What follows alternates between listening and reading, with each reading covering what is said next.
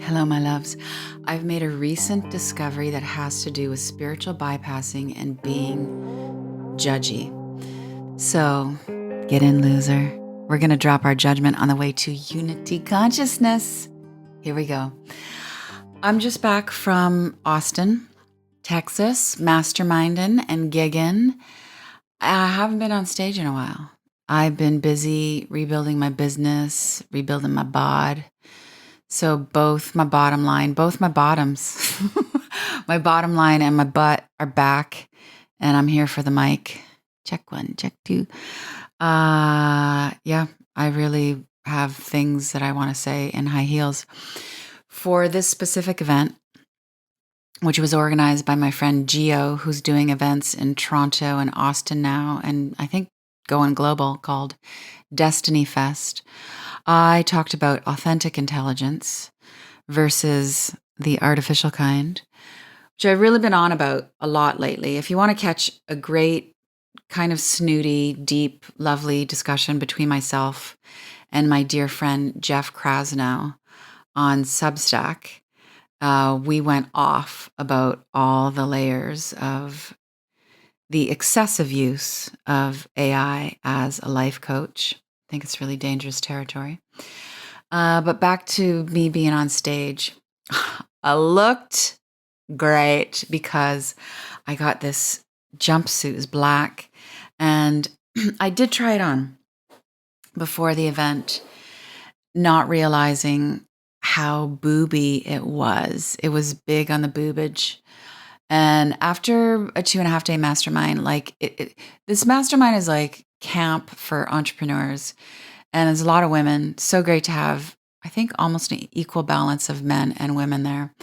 And by the end, I mean, myself and my friend Sam Skelly, who's created the Pause Breath Network, and Alex Catoni, who is the genius behind Copy Posse. We are so raunch together. Just there was a lot of boob jokes. So I rocked the boobs and I rocked the mic. And it was mostly women who came up to me after this gig to just say, thank you. Someone needs to be talking about this AI coachy thing. I also talked about inner guidance and the test of that. I mean, my whole thesis with the excessive use of AI as a spiritual director is that the spiritual path is about learning how to call the shots yourself. And on the way to doing that, you're going to be tested by charlatans and artificial intelligence and creepy workshop leaders, all kinds of things, until you learn the lesson of going within. That's the hero's journey.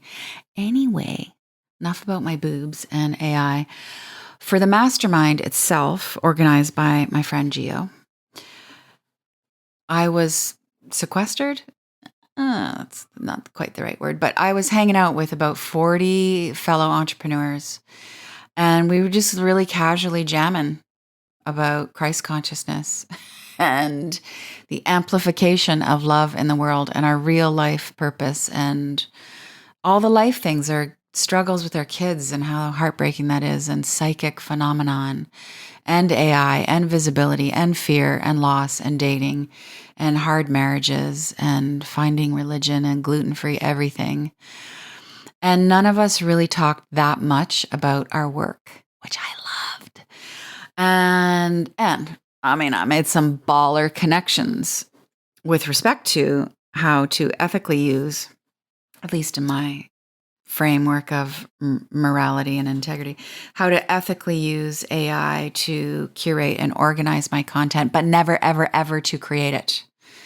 You just need to know that if my name is on it, if it's my voice, if it's anything DL, I wrote it, I said it, I filmed it. Human touch all the way. Anyway, this is what was affirmed for me. Hanging out with 40 entrepreneurial ballers. Community is medicine. And failure stories equalize everything. They also supply hope. I was so inspired by how people shared their challenges of losing millions, of walking away, of being catatonic behind a desk, realizing there was more to life. And I also affirm that judgment is a weight that feels fucking glorious to put down.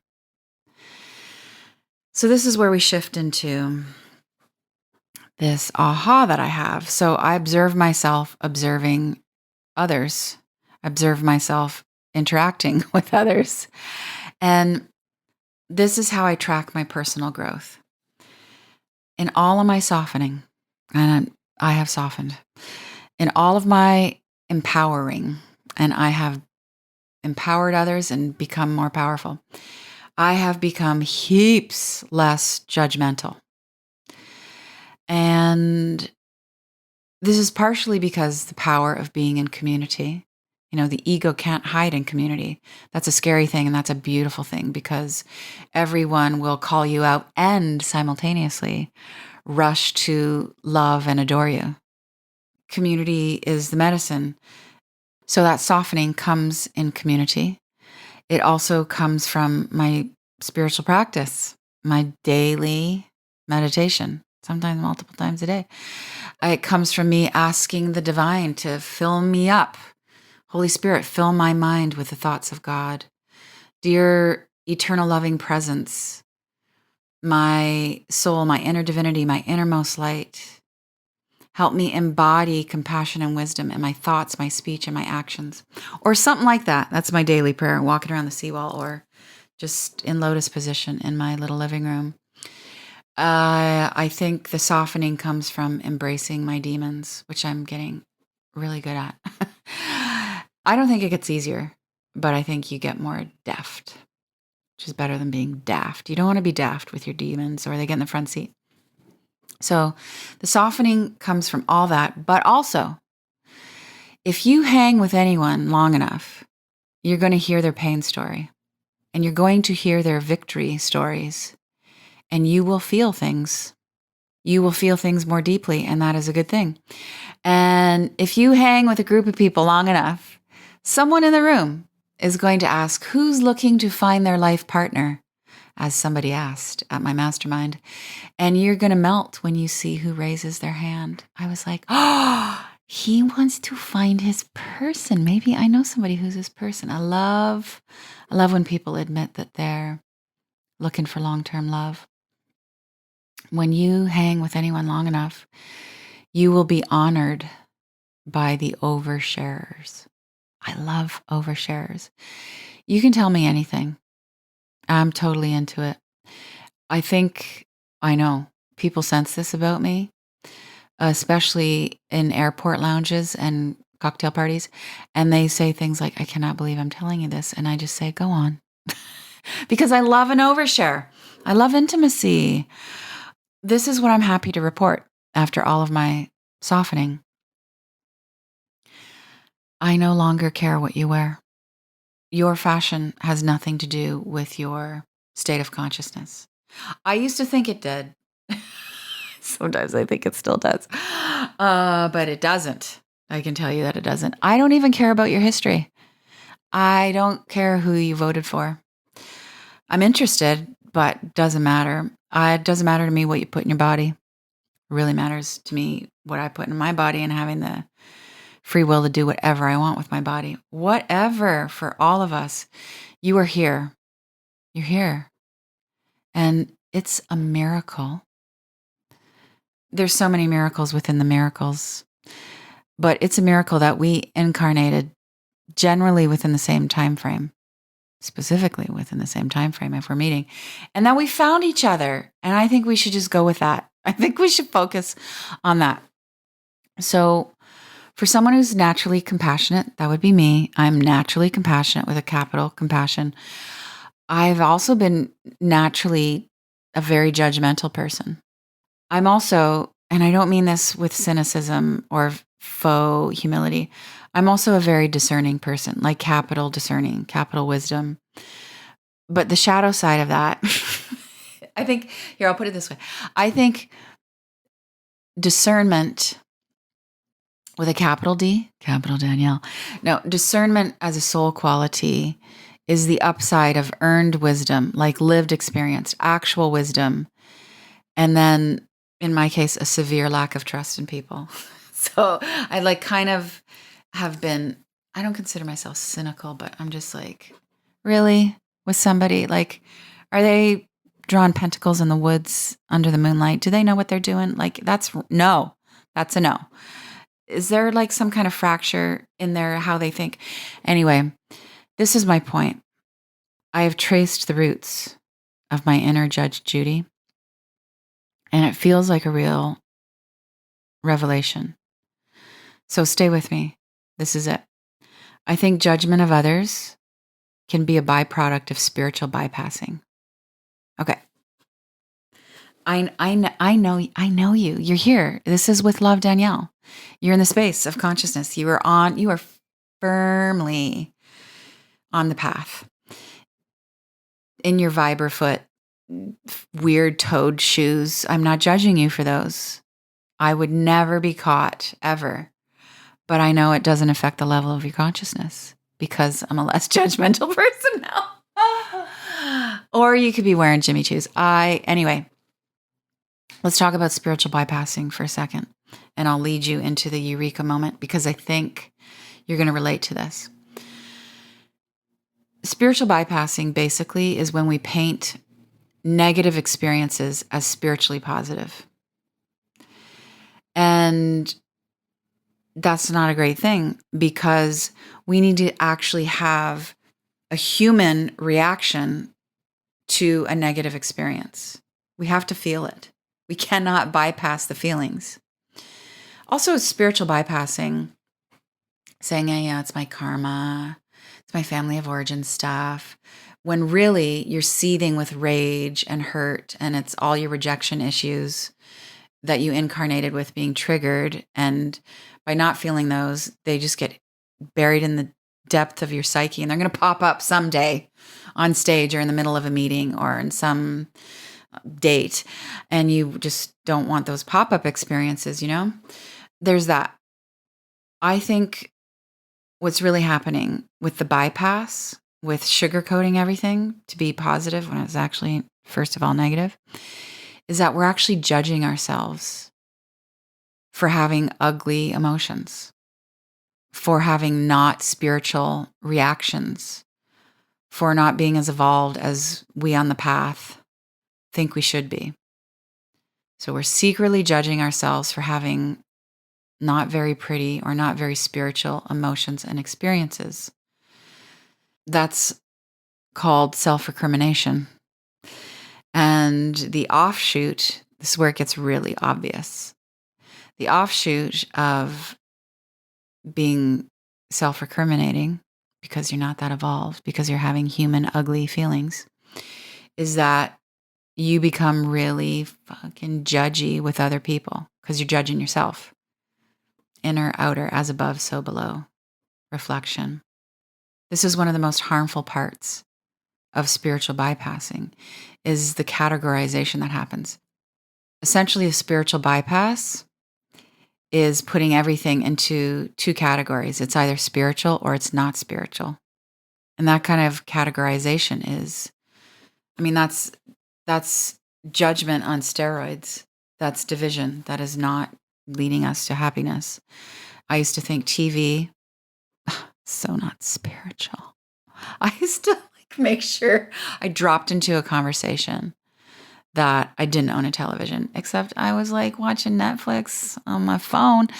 Resentment, I think, what I would label as a negative emotion, and I would still stand by this. Resentment is a, quote, low vibration emotion, but it's part of being human. I'd say, I'm not resentful. That's very unspiritual. How you see yourself is how you see others. How you treat yourself is going to radiate into how you treat others. So how about you just become more loving with your junk? We need to stop. Can we stop calling male genitalia junk? My junk? I prefer gear. I prefer anything. I don't prefer the medical correct anatomical, but junk referring to your gorgeous Shiva lingam shaft of love, the root chakra power appendage is junk. No, gear is better than junk. Anything is better than junk. Wow, did not expect to go there. When you start loving your stuff, the junk in your trunk, in your emotional trunk, when you start loving your human negative behaviors, emotions more, you become much cooler to other people. You become significantly less judgmental. It's really pretty simple. You love the gnarly within, and you know what happens? You become a more loving person. So, get in, losers. We're going to drop the judgment on our way to unity consciousness. Just get with people, is what I'm saying. You will love yourself for it. Let's take a deep breath. Shift gears. This is the what's working, not working feature in What's Up, Danielle, with love. All right. This is an admission. Selena Gomez and Benny Blanco have a short film on Vivo Extended Play, which you can watch on YouTube. It's called I Said I Love You First. And they are in their home, LA, beautiful. It's beautiful because it has this kind of rustic boho. Anyway, and they casually have strung together 3 really good songs. And he's playing his keyboard and his ding-dongs. And let's not say ding-dongs, because I was talking about junk in the trunk. He's playing instruments while she is sitting in a little kind of pinafore dress, beautifully singing about big hearts and a song that is really obviously about Justin Bieber. And it just melted me because it's a really great love story, and not the Justin Bieber saga, but Selena Gomez, Benny Blanco, I Said I Love You First. Check it out on YouTube. Okay. What's not working, we're taking a hard right turn. This is in the realm of health. You know what's not working, or what definitely doesn't work for me? I need to tell you all about it, is citric acid. Specifically manufactured citric acid. The natural stuff comes from, obviously, citric fruit. But I need to tell you how detrimental it was for me. And I'm so glad that it's being talked about more within the wellness space. So a few years ago, when I was literally swollen and wheezing from mold toxicity, it was just health havoc. An intuitive healer that I was working with did her scan on things. And she said, Dee, there's something that you're consuming that has citric acid in it, and it's doing a number on your lungs. So I searched everywhere in my home, every single label of everything in my kitchen. I couldn't find it. And then one night, because every night before I was going to bed, I was taking a couple scoops of this powdered magnesium drink.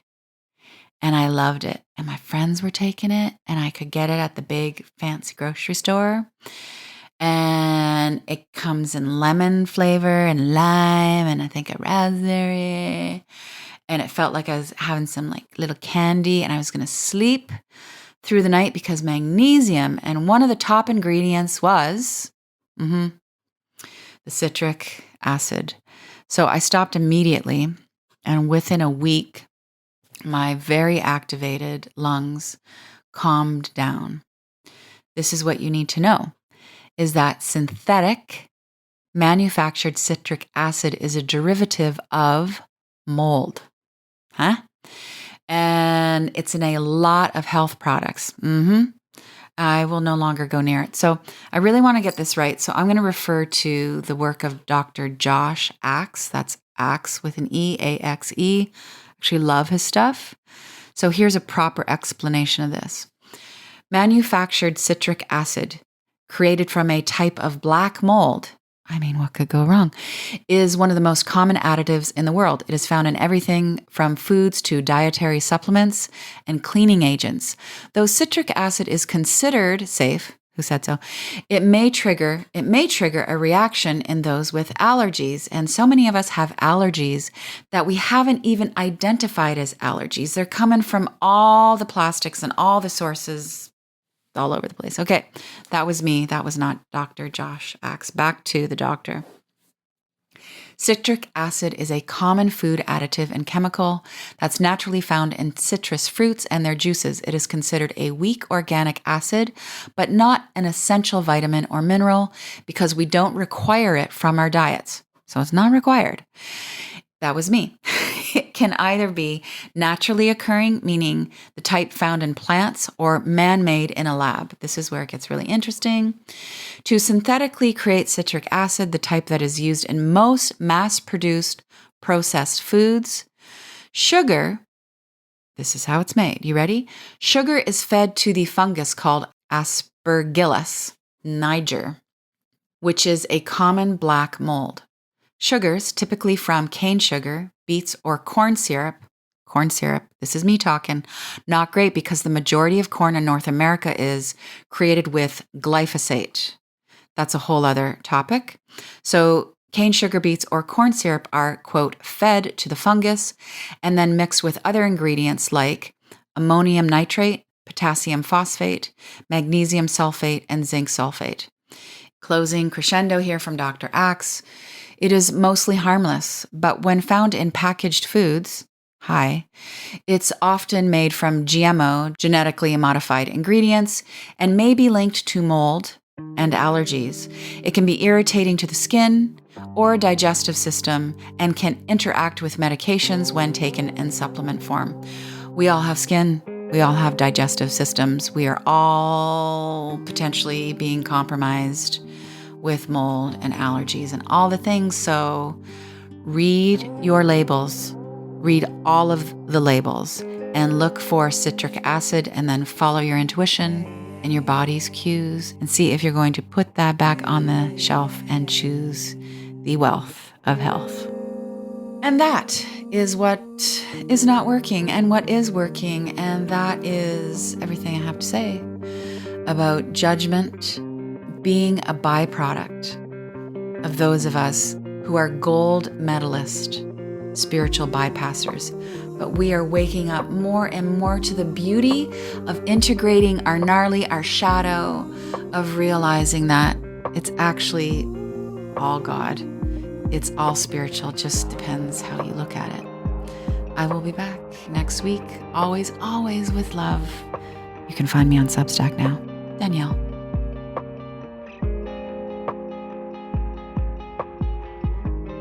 Thank you so much for listening, for feeling, for spreading the word. With love.